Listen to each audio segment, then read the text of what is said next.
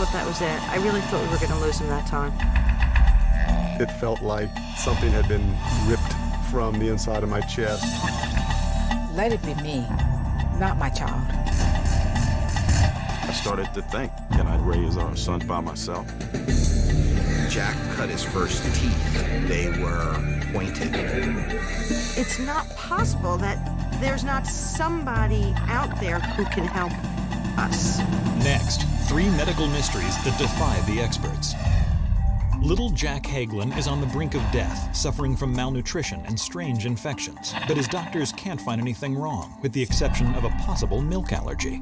I knew there was something else. Deep down, I knew there was something else. Brian Sloan is an active, athletic father of 4 until mysterious pains in his chest and extremities leave him crippled and desperate. I can picture him holding his head in his hands and saying, I can't go on like this. And Montessa Pittman hasn't been sick a day in her life. Then, within a matter of months, she's in the hospital, fighting for every breath. I was an invalid, just that fast. When illness strikes, we look to doctors to give us answers. But what if they can't? For these unlucky patients, diagnosis is a mystery.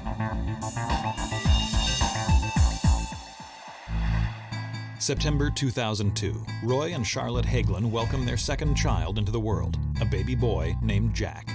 Everything about him, his hands, his feet, everything was so perfect. We unwrapped him and then wrapped him up again. Basically, everything was full steam ahead. He was eating well. He looked like a normal, healthy baby. But 2 weeks later, things begin to change. He started spitting up. Then we also noticed that his bowel movements started to become loose. He was looking very pale, not looking well, but it happens occasionally. Nothing to be alarmed about. The Hagelins never experienced these problems with Jack's older sister, Christina, so they decide to take him to their pediatrician. I thought that he might have had gastroesophageal reflux, so we thickened his feedings and sent him home. Jack was okay for about a day or so. And then the spitting up started to become a little bit more than spitting up. And the diarrhea started to become a little bit more frequent. 8, 9, up to 10 diapers in a day. I mean, it's been as high as 30 diapers in a day.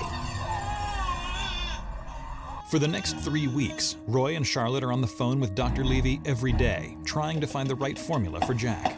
But nothing seems to work, and Jack is losing weight rapidly.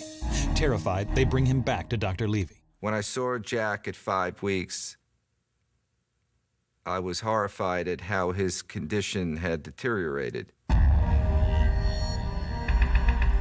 He said he is severely dehydrated. He had lost 2 pounds and said he needs to get fluid immediately. The Hagelins race to the emergency room, where the doctors tell them that 5-week-old Jack is literally starving to death. The medical term was he was in malnutrition dehydration because he was not taking anything in. You just think, oh my gosh, what did I do? Did I do something wrong? Should I have brought him to the doctor sooner? Dr. Levy said, I don't know what's wrong with Jack. He needs to be put into the intensive care unit. Jack is immediately admitted and put through a battery of tests, but doctors can't find anything wrong. Just as a precaution, they start him on a course of antibiotics. After 2 days, Jack still can't keep his formula down and appears to be barely hanging on. Doctors speculate that it could be an allergy to milk protein and put him on a milk-free formula. 10 days pass, and Jack appears to stabilize. Then, a bizarre new symptom begins to develop. His right foot started to swell. And they just monitored it. However, the swelling started to become a little bit more prevalent. It went into his whole right leg, then it went into his left leg. That eventually just stayed in both legs, and his legs came to look like tree trunks. The doctors think the swelling is somehow related to Jack's other symptoms, but they don't know how. 2-month-old Jack is put on steroids in an effort to reduce the inflammation. It helps a little, but his legs remain noticeably swollen. This was something beyond normal, beyond any stories that I had heard. But for Charlotte, this is all too familiar. 39 years earlier, her twin brother died after displaying bizarre symptoms just like Jack's. Then, 13 years later, her sister's son succumbed to a mysterious illness, again with similar symptoms. Now the same killer seems to be attacking Jack. Jack's symptoms certainly coincided with that family history, but we could not come up with a true diagnosis for them. It scared me. It scared me. I prayed that I wouldn't have to go through what my parents had gone through, what my sister had gone through. After 2 months in the hospital on his new milk-free diet, Jack finally seems to be stabilizing, so the doctors send him home. I was hoping that it was done with, like, okay, we dodged this bullet, we found out what was wrong, we're moving forward here, and, you know, we'll go on to being normal. But Jack is only home for 2 weeks when it starts all over again. He can't stop vomiting and suddenly spikes a 104-degree fever. Charlotte rushes him back to the hospital. They found out that he had H. flu bacteremia. Again, this far-out thing that I had never heard of. The doctors immediately put Jack on intravenous antibiotics to get rid of the H. flu, a common bacterial infection. After a couple of days, he begins to get better. But as the months pass, the cycle continues. Jack is spending more time in the hospital than he is at home, constantly on the brink of starvation or fighting infections, and no one can figure out why. We saw gastrointestinal, immunology, allergy, pulmonologist, cardiologist, a rheumatologist. Every specialist there is, we have. Nobody was giving me a solid diagnosis other than a milk protein allergy. And milk protein allergies don't cause infections. I knew there was something else. Deep down, I knew there was something else. Then, as Jack approaches his first birthday, when Roy and Charlotte think there simply can't be any more surprises left, Jack manifests his most bizarre symptom yet. Jack cut his first teeth, and they were both pointed. Toothpick point teeth. They were like fangs, really. The Hagelins are horrified and scared for their son. We were afraid he was going to hurt himself, so we took him to the pediatric dentist. The dentist believes there's a reasonable explanation for the strange teeth. The dentist felt that this just could be a result of all the medication that Jack was on. He files them down and tells Charlotte that it will be easier to take x-rays when Jack is older. But Charlotte is overcome with dread. She remembers that her nephew had cut a few teeth before he died, and they were pointed, just like Jack's. The worst fear was that they were going to lose another little boy in their family. I wanted Jack to be different. I wanted his case to be curable, and I didn't want Jack to seem like he was doomed.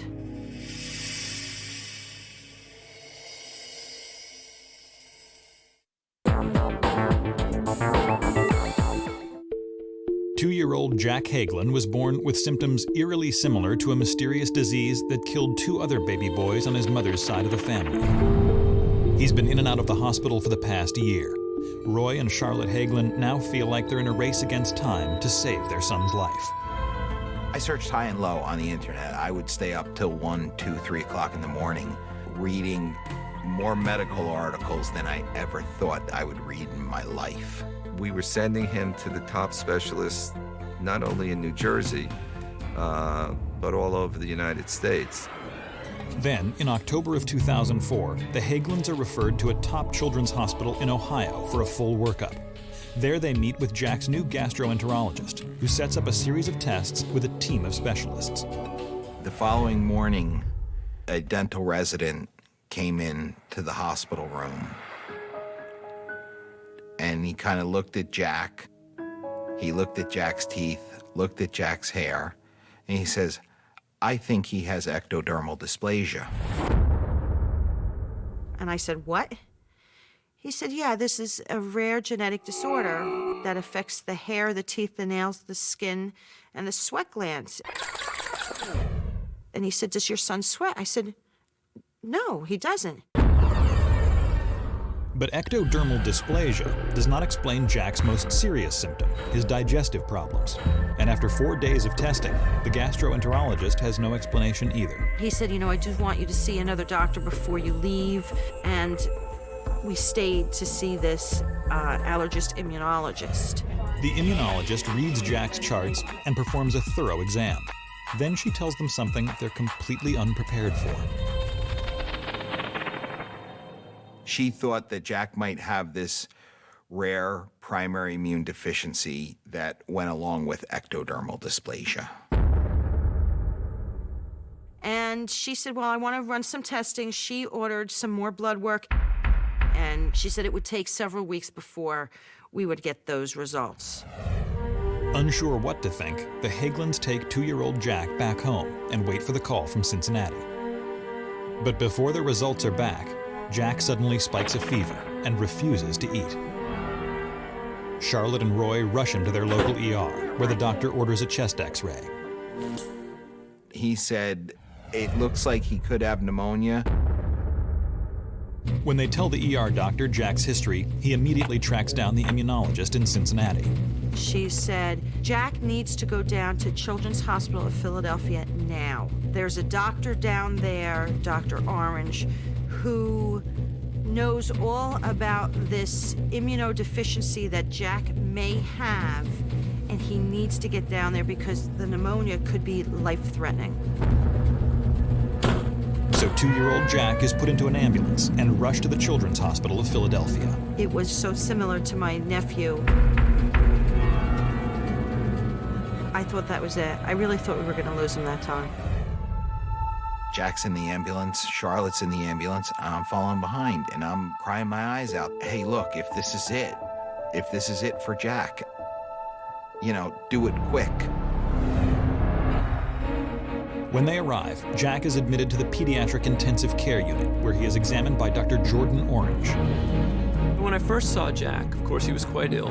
He was skinny, he was breathing heavily. So first, we treated his pneumonia, we treated his infections, and we tried to nurse him back to health. Dr. Orange is also consulting with Jack's immunologist in Cincinnati, and he agrees that all of Jack's symptoms could be due to a disorder that weakens the body's natural immune system.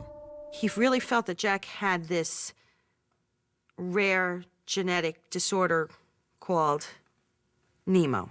I was like, Nemo? I said, that's a fish. Nemo is not a fish, but it's a gene. And it's a gene that makes a very important protein in a cell called the NF-kappa B essential modulator. What that does, it's a master switch inside of cells. You need to be able to turn this switch on when you need these cells to do something like fight an infection. And you need to be able to turn these cells off when you don't want them to do something like attack your own body. The Nemo gene is found in almost all human cells. In someone with Nemo deficiency disorder, the gene is defective, causing a communication breakdown between the cell nucleus and membrane. Without clear instructions from the nucleus, cells cannot function properly. This leads to massive organ and system malfunction. The disease only strikes boys, passing from mothers to sons on the X chromosome. Left untreated, Nemo deficiency is deadly. Ultimately, the only way to confirm the diagnosis that I suspected was to do a genetic test of Jack's DNA. 3 weeks later, the test confirms what Dr. Orange already suspects. Jack has Nemo deficiency disorder. So the mutation in Jack's Nemo gene results in a great number of problems. One is that their immune systems don't work. Part of Jack's severe diarrhea and an inability to tolerate food, essentially, was caused by one of these unusual mycobacterial infections that had set up shop in his gut and was actually wreaking havoc there. Another problem is ectodermal dysplasia. Children who have this don't sweat appropriately. They can get really high fevers, and they can even die from these fevers. In other words, Jack's bout with pneumonia could have been his last. But if we had not made the diagnosis, it was very likely that Jack was going to die, and that Jack was going to die relatively soon. Jack is started immediately on intravenous immunoglobulin therapy, also known as IVIG. These are antibodies derived from donor blood, and they give Jack the ability to fight infection. There was an immediate change after Jack started his IVIGs. He was just a healthier Jack. After a few months of IVIG and antibiotic therapy, Jack improved significantly. He went from having hospital stay to hospital stay to hospital stay to almost having no hospital stays. Once Jack is out of danger, Dr. Orange decides to test other members of his family. He discovers that Charlotte is a carrier of the mutated gene, as are her mother and sister. And after all these years, he finally solves the mystery of what killed Charlotte's twin brother and her nephew. It was Nemo deficiency disorder. It made me feel very guilty that it came from my side of the family, but it was a breath of fresh air, knowing that we finally have an answer. Roy and Charlotte are astonished to find out how close they came to not getting an answer at all. Nemo deficiency was impossible to diagnose because it was unknown, and it was only in late 2000 that it actually entered the medical literature. Today, 1 year after his diagnosis, Jack is a rambunctious 3-year-old. But he isn't completely cured. Nemo is a very serious condition. Jack's IVIG therapy does plug some of the holes that Nemo deficiency creates in his immune system, but it doesn't plug all of the holes. Any infection that Jack gets could be his last. The next step is stem cell transplant therapy, where cells from donated bone marrow are transplanted directly into Jack's body. If it succeeds, it will give him a healthy new immune system. The procedure is scheduled to take place shortly before his 4th birthday. He's a strong-willed kid like I've never seen before in my life.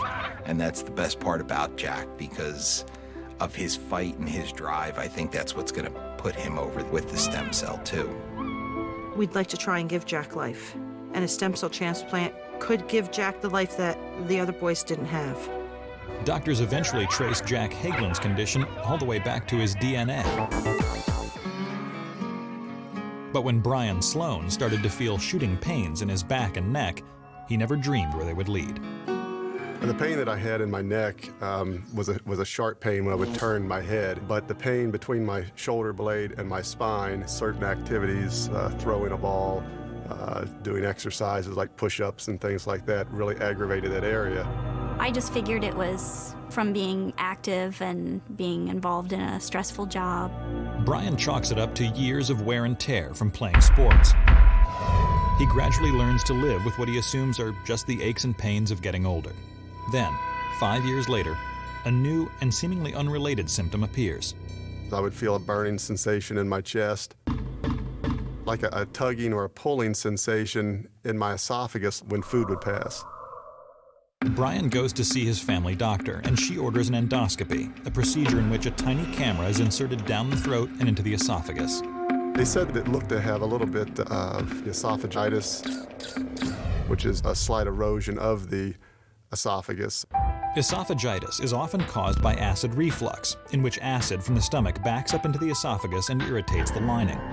The doctor prescribes some antacid drugs, but the pain in Brian's esophagus keeps getting worse. And when I would talk, my chest would vibrate and have a sensation that would cause me to want to cough.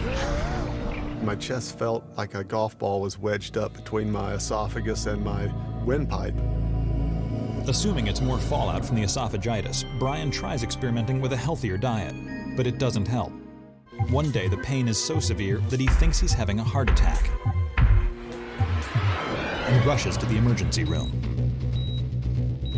EKGs turned out normal. All of the heart tests turned out normal. Blood work turned out normal. I started wondering, have they missed something totally? Like, do I have tumors growing in my chest or something like that? And they're not going to find out till it's just too late.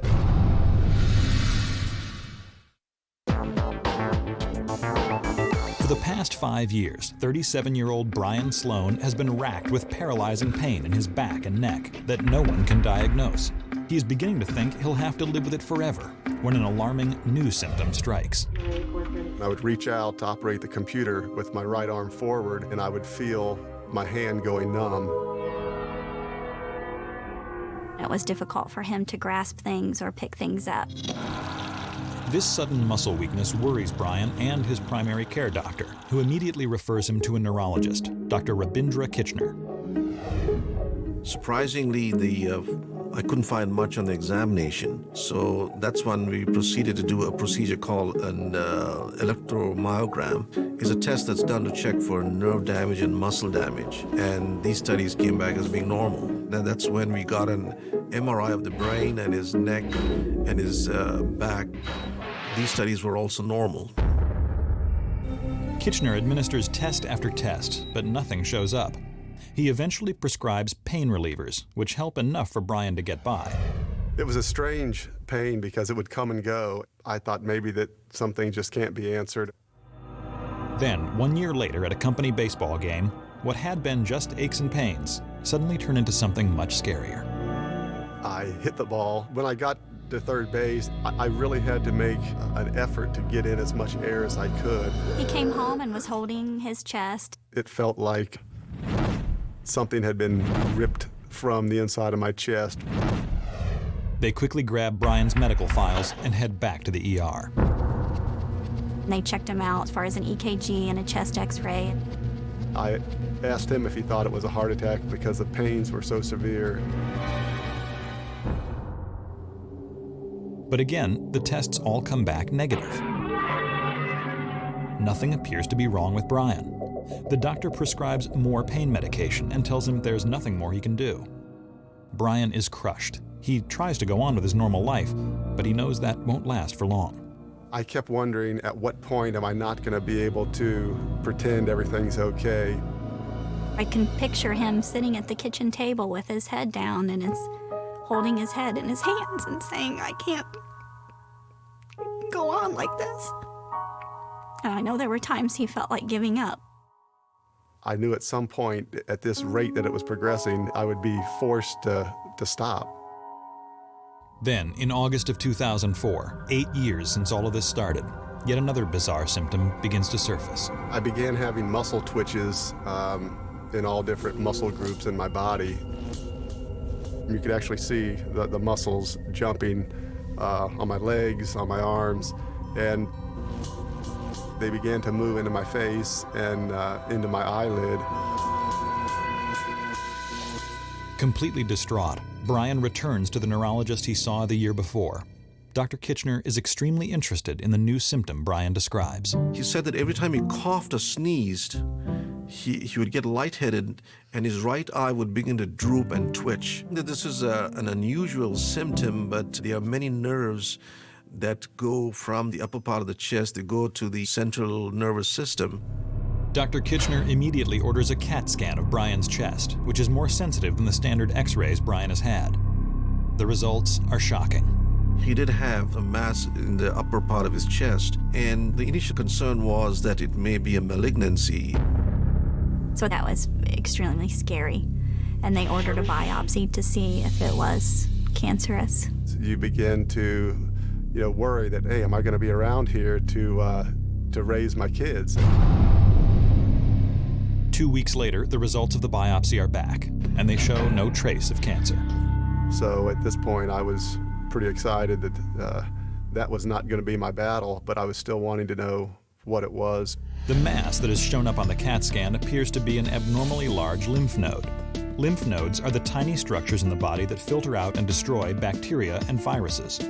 Although Brian's lymph nodes are cancer-free, the biopsy shows that they contain something very strange: rock-hard calcium deposits. In his case, it was fairly large, and that meant that he needed to have further studies done.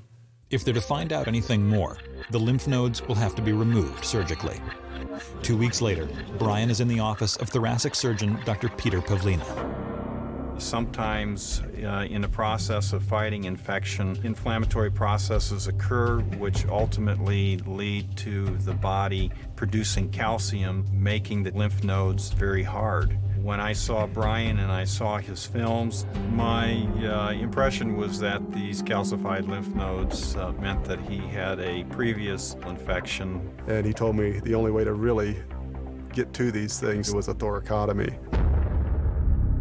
Basically, they go into your back and spread your ribs apart to go in to your chest. to retrieve these things. The procedure is extremely risky. The primary dangers are massive bleeding, which could occur with an inadvertent injury to the heart or to the main pulmonary artery, which is the main artery that supplies blood to the lung. In April 2005, after living with the symptoms for 9 years, Brian is admitted to the hospital for surgery. He and Amy are terrified. We arrived at the hospital early in the morning, and my mom was going to meet us at the hospital, but she wasn't there yet. And so I was there by myself.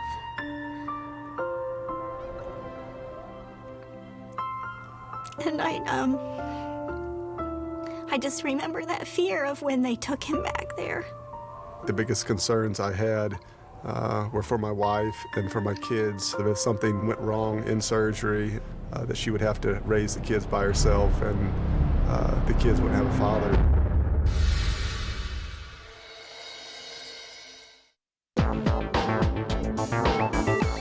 "41-year-old Brian Sloan is being wheeled into the operating room, where he's about to undergo an extremely risky surgery. At 9 a.m., surgeon Peter Pavlina makes a 6-inch incision in Brian's back, then collapses his right lung in order to get a look at his lymph nodes. What he finds inside is astonishing. It was pretty messed up. We found a very inflamed, heavily calcified mass located directly on top of his esophagus and compressing part of his heart. The extent of the damage is staggering. Brian's lymph nodes are almost entirely calcified, like stones sitting in the middle of his chest. Now, this is a very busy area of the body. The respiratory system has major structures there. The vascular system, the heart, the major blood vessels, and the esophagus is all coming together at this area. The rock-hard lymph nodes have constricted all the surrounding organs and blood vessels, causing Brian's terrible chest and throat pain. But now Dr. Pavlina can see why Brian was experiencing symptoms in his extremities too. The lymph nodes were trapping nerves and pressing on them. He felt pains in other locations in his body because that's how his brain perceived the pain. Dr. Pavlina has done thousands of surgeries, but this one is going to be extremely difficult. Normally, I can take a forceps and grab that lymph node and pluck it like a grape. But in this situation, it's more like a piece of concrete that is stuck to the heart. Finally, after 4 hours of painstaking work, Dr. Pavlina and his team are done. Dr. Pavlina came in and said that everything went really well and that he felt like they had gotten all of the calcification. So at that point, there was a flood of relief. Meanwhile, the damaged lymph nodes have been sent to the lab to see what could have caused this severe reaction to begin with. It came back showing nothing really in the lymph nodes, and he thought that the only thing left was histoplasmosis.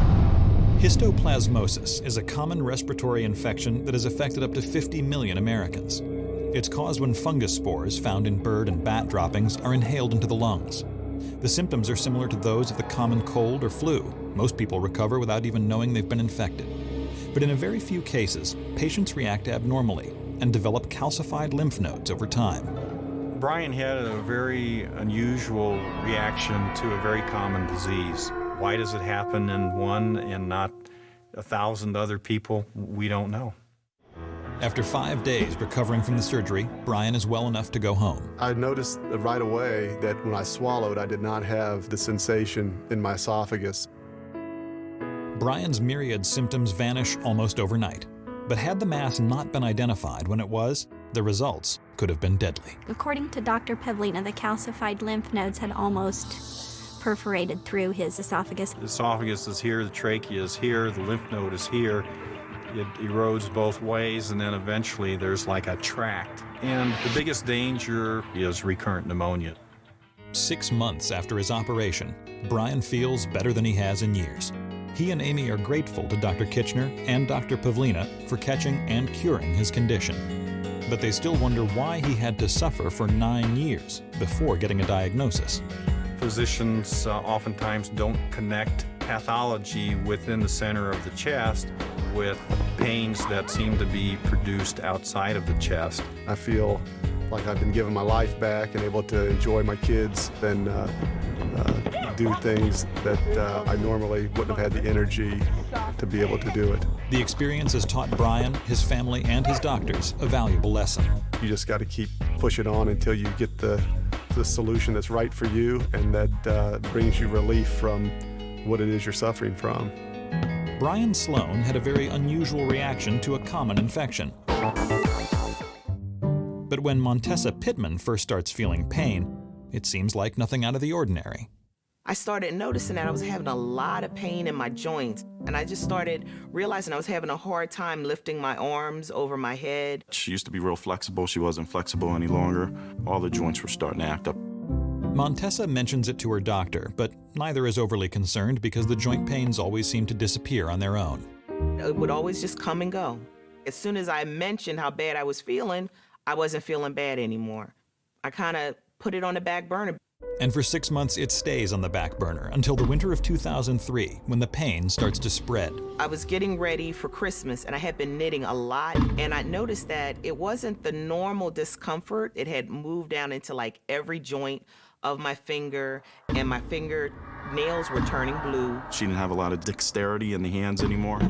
She couldn't even use the hands like this to stir stuff. Sometimes it would be like a radiating pain in my bones, almost like I'd have a toothache in my bones. But, you know, everybody has joint pain. Everybody's getting older. And I thought maybe I was just joining the club. Then, 2 weeks later, during a trip to Washington, D.C., a strange new symptom strikes. It was really a bitter cold evening, and we walked through the field to see the monuments lit up. And by the time I got home, my eyes were really bright red. I just figured either she was tired or maybe some makeup got in there. And as the weekend progressed, it didn't go away. The redness and pain persist for the next 2 weeks. Montessa tries over-the-counter eye drops, but they don't help. Finally, she schedules an appointment with her primary care physician, Dr. Tiffany Lowe. The first thing that she came to me with was her eye being very irritated. Dr. Lowe sends Montessa to a specialist. He believes she may be suffering from an allergic reaction and prescribes medicated eye drops. But just as Montessa's eyes begin to improve, her joint pain takes a sudden turn for the worse. One morning, I had to ask my son to help me to get dressed, just so that I could take him to school. That's when it really hit home that it wasn't going away, it was just getting worse.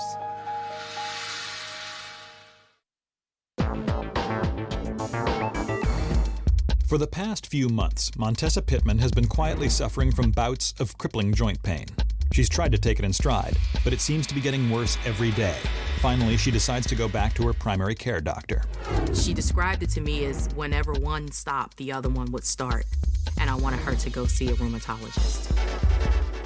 You know, he moved the joints a little bit in the hand, did the feet and the legs and the knees. And he says, well, you know, you probably have rheumatoid arthritis. Rheumatoid arthritis causes chronic inflammation of the joints. Left untreated, it can eventually destroy the bones and joint tissue. But diagnosis can be difficult. About 25% of rheumatoid patients never test positive for the rheumatoid factor in their blood. He was like, well, you know, you can have rheumatoid arthritis for, you know, a long time before you actually test positive for it. There is no cure for rheumatoid arthritis, but it can be treated.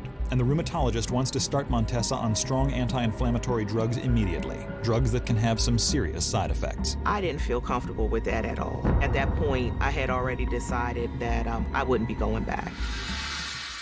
But Montessa is still in pain, and she knows she needs help badly. Hoping for a drug-free solution, she searches for a new rheumatologist, and 1 month later schedules an appointment with Dr. Carolyn O'Connor.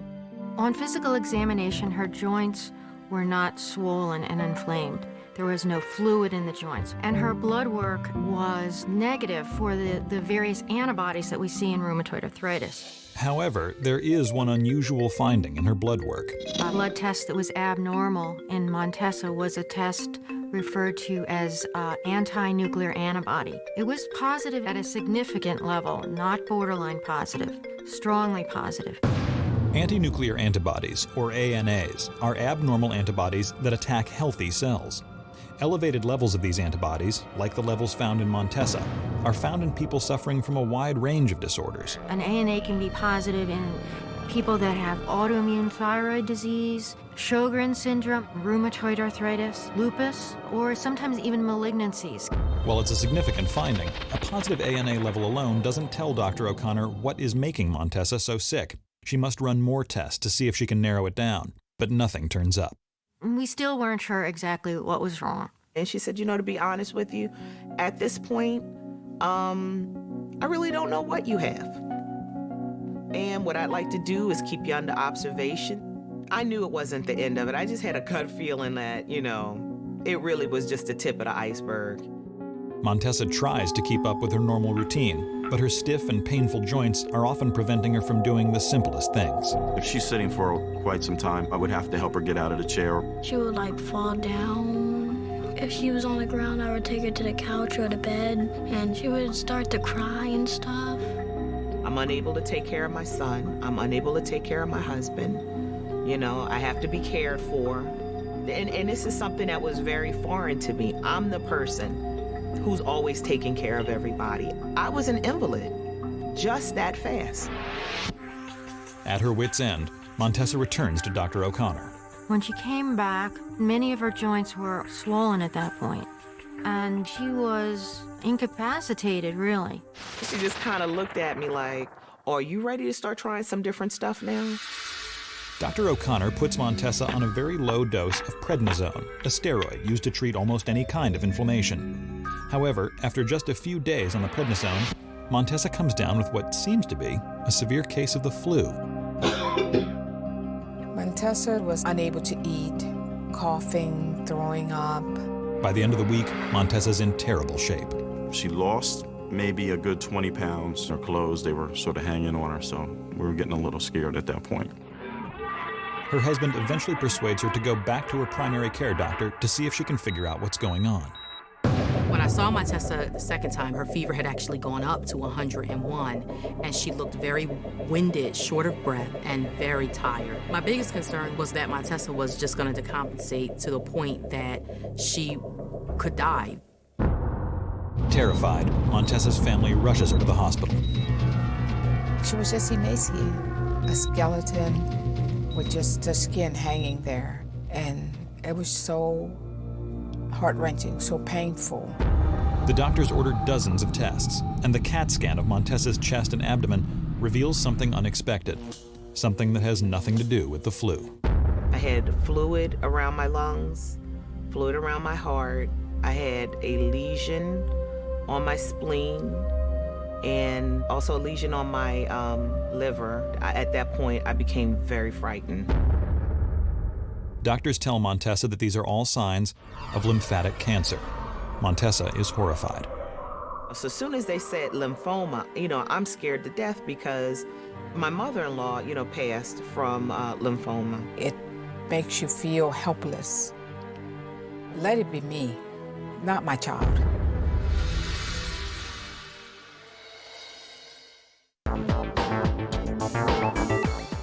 Montessa Pittman is in the hospital fighting for her life.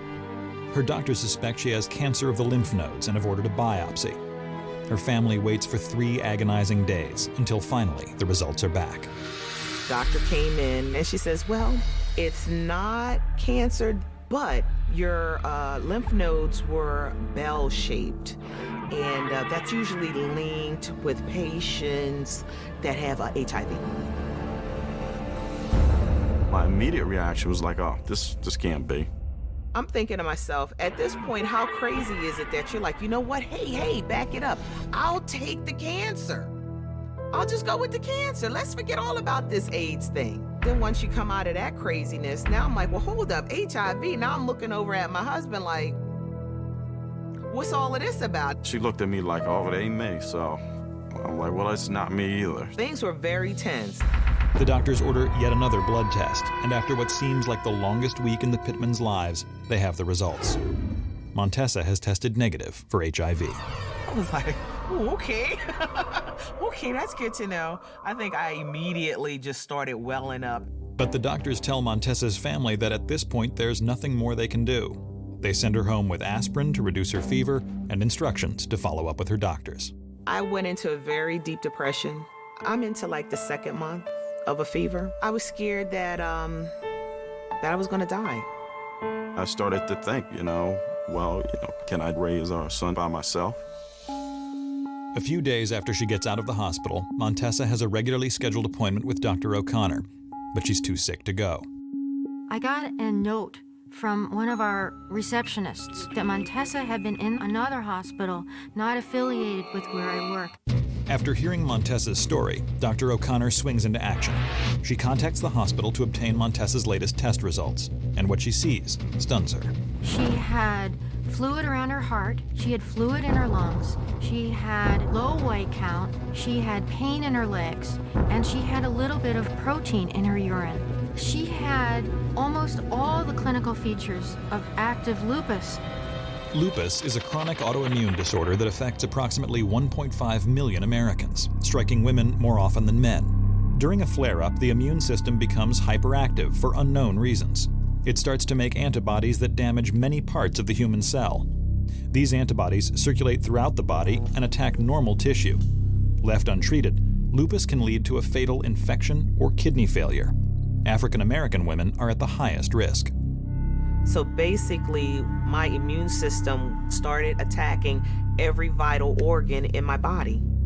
All of Montessa's symptoms stemmed from lupus: her stiff and painful joints, her inflamed eyes, even the unusual lymph nodes doctors found while she was in the hospital. Dr. O'Connor tells Montessa that she will have lupus for the rest of her life, but she can manage the disease and reduce her chances of having another severe flare-up. It was very serious, but I had an answer.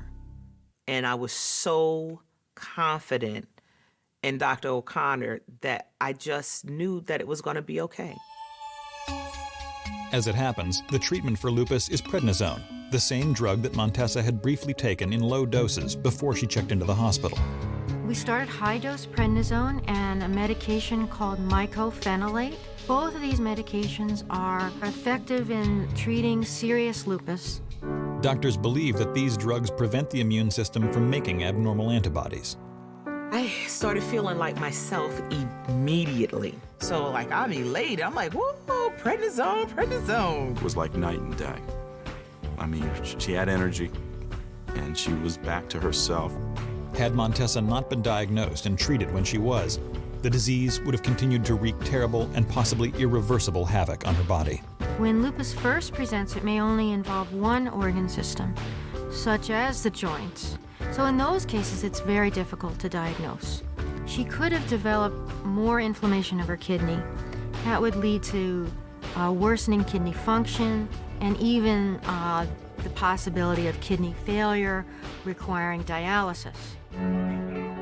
8 months after her diagnosis, Montessa has not experienced any lupus flare-ups. I think Montessa will do fabulously well as long as she stays on her medications and she's monitored for signs and symptoms of lupus. Montessa will have to see a rheumatologist regularly for the rest of her life, but she's feeling great and thankful for the lessons she's learned. Trust in the people that you've chosen to help take care of you, and tell them everything, no matter how embarrassing or how minute or insignificant you might think it is. Make mention of it.